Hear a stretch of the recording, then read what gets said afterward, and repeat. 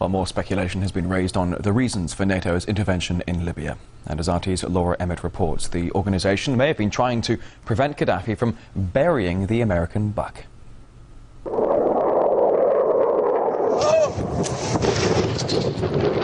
According to some, it's about protecting civilians.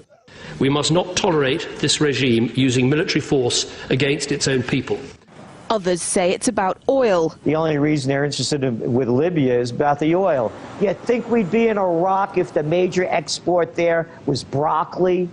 But some are convinced intervention in Libya is all about currency, specifically Gaddafi's plan to introduce the gold dinar, a single African currency made from gold, a true sharing of the wealth. It's one of these things that you have to plan almost in secret, because as soon as you say you're going to change over from the dollar to something else, you're going to be targeted. There were two conferences on this, one in '96 and another one in the year 2000, called the World Mataba Conference, organised by Gaddafi. And everybody was interested.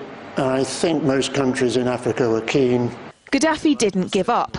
In the months leading up to the military intervention, he called on African and Muslim nations to join together to create this new currency that would rival the dollar and euro. They would sell oil and other resources around the world only for gold dinars. It's an idea that would shift the economic balance of the world. Countries' wealth would depend on how much gold they have, not how many dollars they trade. And Libya has 144 tons of gold.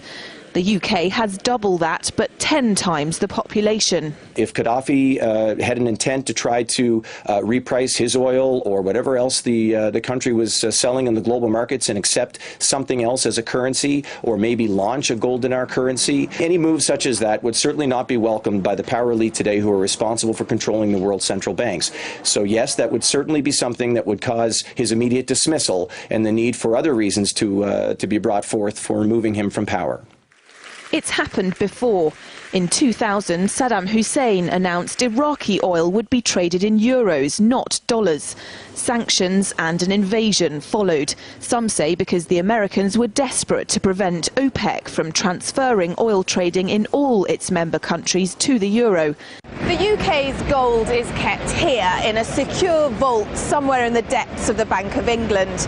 As in most developed countries, there's not enough to go around. But that's not the case in places like Libya and many of the Gulf states.